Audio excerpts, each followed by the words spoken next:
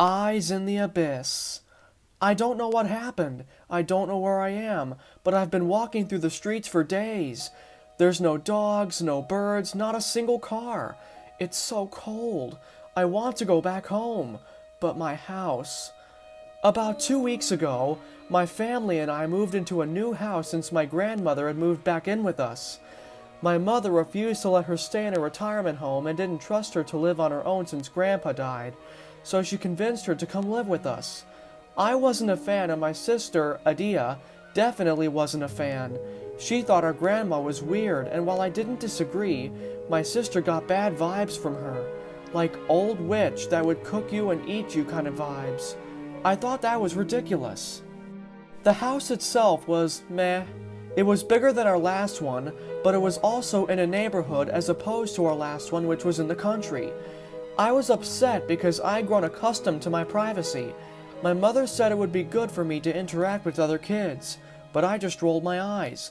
It definitely looked like a house someone got murdered in, or multiple people.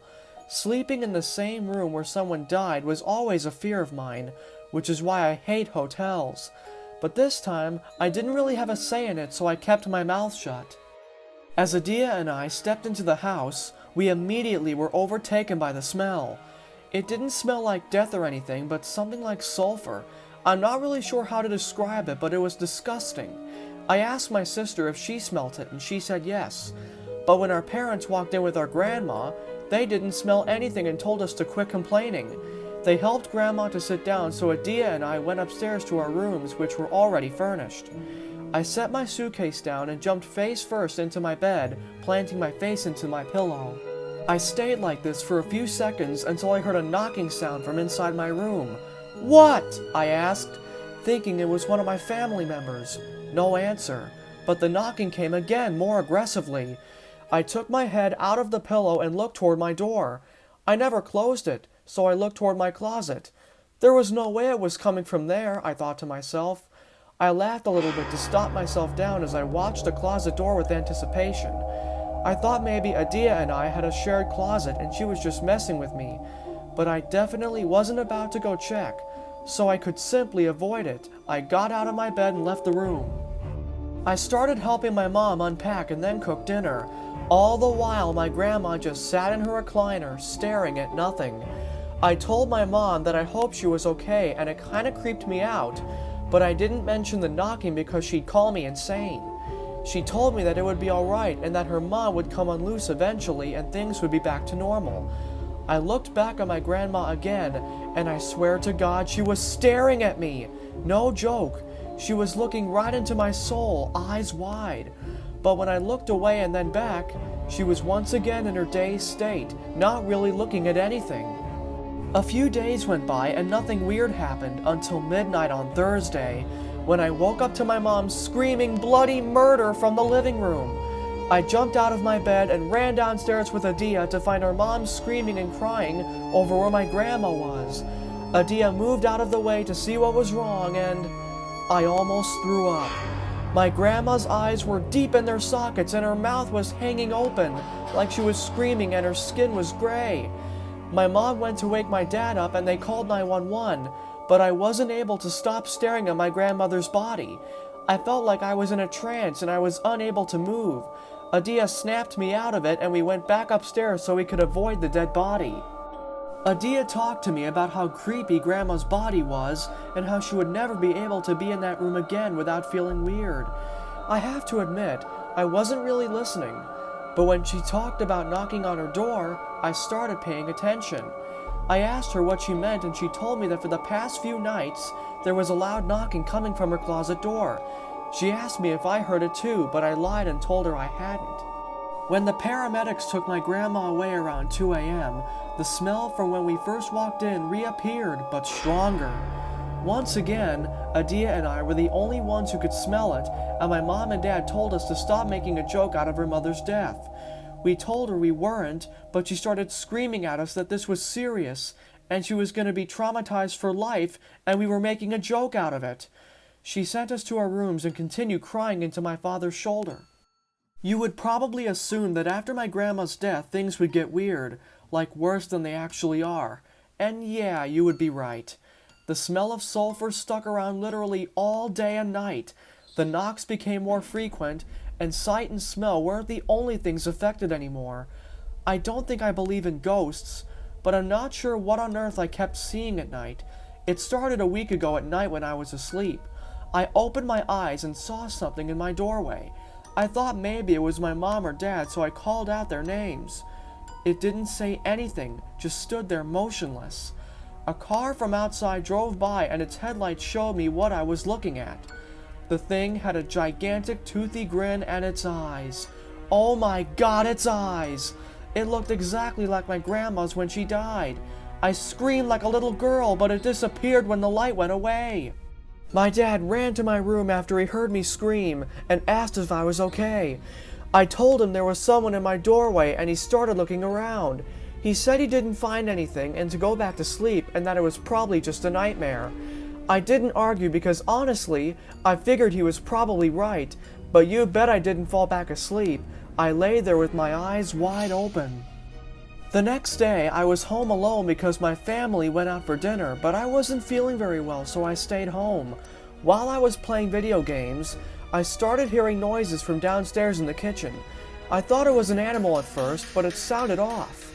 I told my friends on the mic I'd be right back and started walking downstairs. The sound was almost like crying, a high-pitched wheezing human cry. Among the crying, I heard pots and pans and the microwave buttons being pressed. I gulped and kept going, the noises becoming louder and more frequent. As I finally got to the kitchen, I saw the backside of a naked old woman banging pots and pans against one another 3 times, and then tapping buttons on the microwave.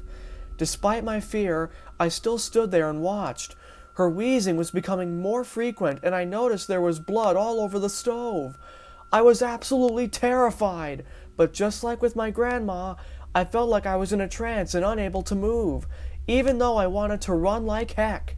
She froze, stood completely still for what seemed like hours, even though it was probably only a few seconds.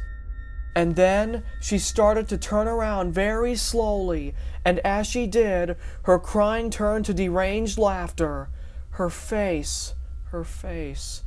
It was that of absolute insanity, and if you guessed her eyes were sunken too, you'd be right. She stood there and laughed at me, pointing a single bony finger while she did so. I didn't gain the ability to run until after she flinched toward me. I bolted, man. I ran upstairs and immediately called my mom and told her someone had broken in and I locked myself in the room.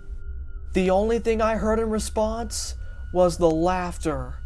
I threw my phone and got on my bed, holding my knees to my chest. The laughter came back from outside my door, getting louder and deeper. I screamed at it to go away, but it didn't. It grabbed my doorknob and tried to open it, and when that didn't work, it started pounding on it. I put my hands over my ears and tried to shut it out. I must have fallen asleep because next thing I remember, I was being woken up by Mom who asked if I felt better. I ignored her and asked where the lady was. She said she didn't know what I was talking about and that I must just be delirious. The next day, I was feeling much better and decided to take a bike ride around the neighborhood for an hour or two. While I did, I noticed that everyone in my neighborhood, men, women, and children, they were looking out of their windows, like right at me. My house, let alone this neighborhood, are super weird. My last night at the house was a nightmare. I didn't sleep at all. I could hardly shut my eyes. I heard footsteps in the hallway and went to check them out. When I opened my door, I couldn't see anyone, even though I could still clearly hear the footsteps. I stepped out of my room and the door slammed shut behind me. I jostled the knob, but to no avail. The footsteps became louder and I started to panic. That was when I sensed something was watching me. I turned and sure enough, a tall black shadow was staring straight at me. I started shaking as more shadows poked their heads out from behind it. I started pounding on my door, trying to break through. I could feel my heartbeat increasing and my eyes were wet with tears. I could feel the shadows stepping closer and closer.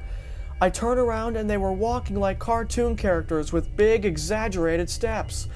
I screamed at the top of my lungs. I was being very loud. Why did no one wake up? When the shadows were right behind me, I could sense its hand coming closer, and when it touched me, I ran downstairs as fast as I could and out of the front door. I ran out onto the front lawn and knelt down, trying to catch my breath. When I turned around, I wish I hadn't. God, I wish I hadn't. My blood froze. In the windows, my family stared at me. Their faces looked just like my grandma, eyes sunken and mouths agape. I could hear them laughing from outside, and as I looked around, all of the houses were the same. I started to run, and they watched me banging on the windows. I don't know where to go. I've been walking for days, and all the towns are the same. I try to sleep, but every time I shut my eyes, I can hear that laughing right next to my ears. After weeks of walking, I find another house that looks just like mine, and I open the door. The laughter fills my ears, and I smile. I'm home.